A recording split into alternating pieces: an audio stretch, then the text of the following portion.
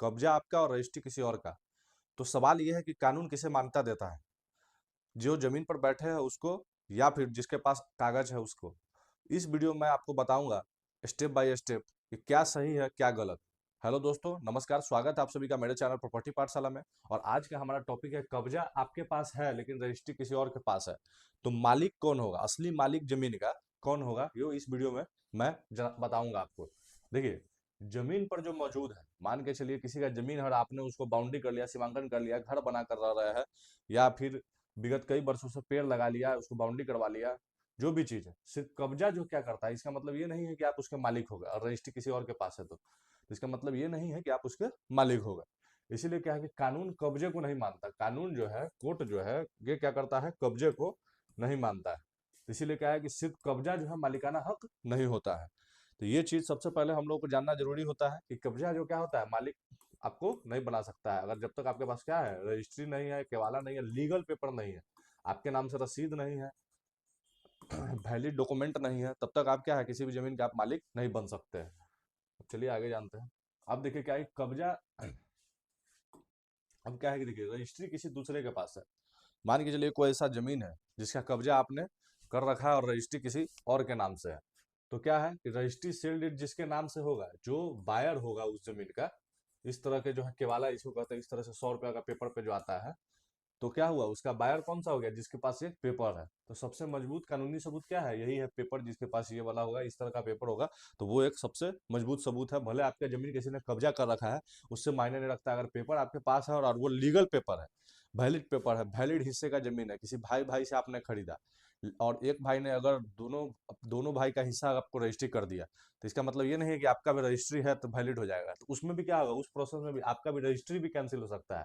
तो इसी के लिए जो है, ये नहीं कि हमेशा जब आपका रजिस्ट्री रहेगा ही तो इसका मतलब है कि आप क्या है, अजर अमर है। इसीलिए रजिस्ट्री भी कैंसिल हो सकता है। इसके लिए भी मैंने एक सेपरेट वीडियो बनाया कि रजिस्ट्री किस केस में रद्द हो सकता है।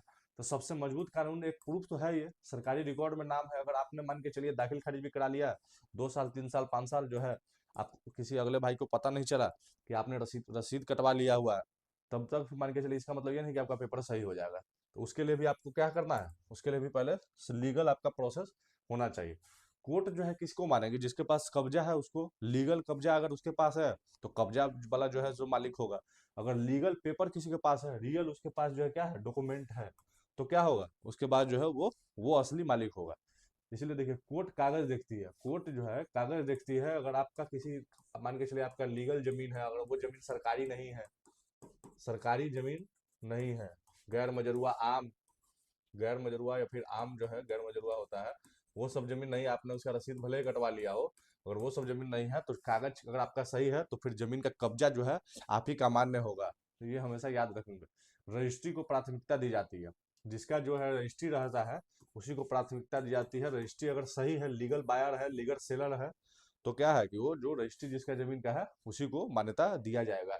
कब्जा कमजोर सबूत है, कोई भी जमीन का कब्जा जो क्या है, एक कमजोर सबूत है। बिना पेपर के कब्जा करना, बिना लीगल राइट के कब्जा करना, वो एक क्या है, बहुत कमजोर प्रूफ है। इसीलिए कब्जा, जब तक आपका कब्जा भी हो, जैसे लीगल हो, जैसे दो भाई है, किसी का जमीन है 8 डिसमिल, इसका जमीन है मान के चलिए 8 डिसमिल है, राम और श्याम दो भाई है, राम और श्याम, इसका दोनों का जमीन मिलाकर 8 डिसमिल था। तो इसके हिसाब से क्या होना चाहिए था, एक भाई का हिस्सा 4 और एक भाई का हिस्सा 4, लेकिन इसने क्या किया, 6 डिसमिल जमीन रजिस्ट्री कर दिया किसी बायर को या क्रेता को। तो इस केस में क्या होगा, इसका मतलब ये नहीं है कि ये 6 डिसमिल का मालिक हो जाएगा ये बायर, तो इसका रजिस्ट्री भी कैंसिल हो सकता है। इसीलिए मैंने इसका भी एक वीडियो बनाया हुआ है पिछले, अब जाके उसमें देख सकते हैं कैसे रजिस्ट्री को जो है तोड़ा जा सकता है। हाँ, लेकिन अगर ये जो है मान के चलिए 4 डिसमिल जो है अपना हिस्सा बेचा है और इसने इसको कब्जा कर रखा है, तो फिर क्या होगा, इसका कब्जा रद्द होगा।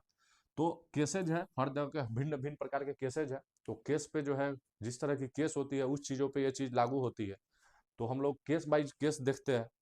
चलिए अब देखते हैं कि कब्जा कमजोर सबूत है, इसीलिए माना गया है, कब्जा को हमेशा कमजोर सबूत माना गया है। अब देखिए कब्जे वाले के लिए खतरा क्या है, कि अगर कब्जा अगर इलीगल है, अवैध कब्जा है, तो क्या है, उसके लिए क्या सकता है कि बेदखली का जोखिम है। अगर जो बायर है जिसके पास पेपर है, वो क्या कर सकता है, एक बेदखली के लिए इस तरह से क्या कर सकता है, तहसीलदार जो है, तहसीलदार के या सीओ ऑफिस में, अंचल कार्यालय में जाके या एसडीओ ऑफिस में, अंचल कार्यालय में जाकर जो है एक एप्लीकेशन या आवेदन दे सकता है बेदखली का, जिसके पास जो है कब्जा है, या फिर कोर्ट में भी जाके इसको दे सकता है अवैध कब्जा हटाने के लिए। जिसमें क्या होगा, जो जिसने कब्जा किया है उसका पैसा और समय दोनों वेस्ट हो जाएगा। हाँ, लेकिन अगर आपने गलत रजिस्ट्री ही करा लिया हुआ है तो फिर ये आपके साथ होने वाला पैसा और समय दोनों बर्बाद आपका होगा, ठीक है। इसीलिए कभी भी केस हो सकता है, अगर आपने गलत कब्जा किया हुआ है या गलत रजिस्ट्री कराया हुआ है तो उस स्थिति में कभी भी आप पे केस हो सकता है।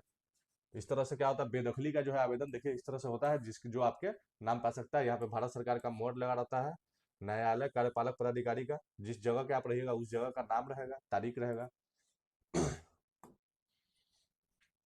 इसलिए असली मालिक किसको माना गया है कोर्ट के नजर में, हमेशा याद रखेंगे हम लोग, जिसके नाम से रजिस्ट्री है, लीगल रजिस्ट्री या फिर वैलिड कब्जा, या फिर आप मान के चलिए इसमें क्या हो सकता है कि वैलिड कब्जा,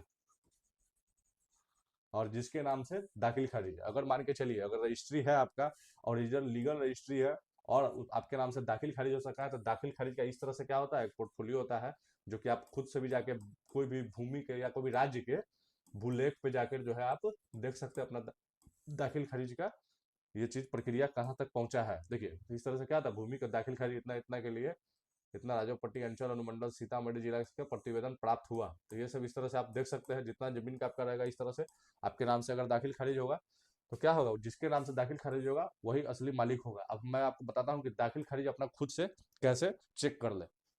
देखिए सबसे पहले क्या करेंगे, गूगल में जाएंगे।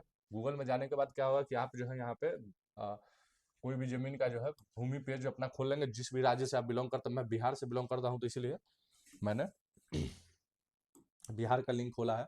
अब देखिए यहाँ पे क्या है कि दाखिल खारिज की आवेदन स्थिति देखें। अब मान के चलिए मैंने दाखिल खारिज का आवेदन स्थिति देखा, खोला कोई भी जमीन। अब देखिए इसमें क्या करेंगे, अपना अपना जिला सेलेक्ट कीजिए, जिस जिला से भी आप बिलोंग करते हैं। मान के चलिए अब जैसे कि मैं सीतामढ़ी से बिलोंग करता हूँ, अंचल क्या हो गया, मेरा अंचल है सुरसंड। तो अब इसका वित्तीय वर्ष जो है मान के चलिए आप किस साल में आपने जमीन खरीदा है, किस साल में आपने दाखिल खारिज का आवेदन दिया है, तो वहां से क्या करेंगे, वित्तीय वर्ष सेलेक्ट कर लेंगे, 2025-26 सेलेक्ट करेंगे और यहाँ से प्रोसीड करेंगे। अब जो है यहाँ से जो है आप दो तीन तरीके से खोल सकते हैं, केस नंबर से खोल सकते हैं, डीड नंबर से खोल सकते हैं, या फिर प्लॉट नंबर से खोल सकते हैं। अब देखिए मान के चलिए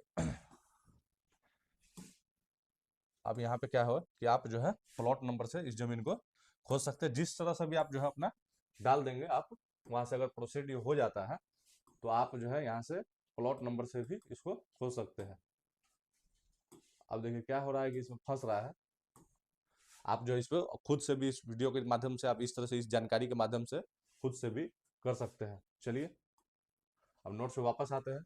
इसी तरह से मेरे चैनल के साथ जुड़े रहिए प्रॉपर्टी पाठशाला के साथ। अगर वीडियो अच्छा लगे तो लाइक कीजिए, जिसको ये चीज़ का जरूरी है उसको शेयर कीजिए, और मेरे चैनल को सब्सक्राइब कीजिए, जिससे कि मैं इसी तरह से काम का वीडियो बनाता रहता हूँ, जिससे आपके लिए आने वाले भविष्य में आपको ये सब चीज़ों की अगर जरूरत पड़ेगी तो आपके पास पहले से ही जानकारियाँ एकत्रित होगी।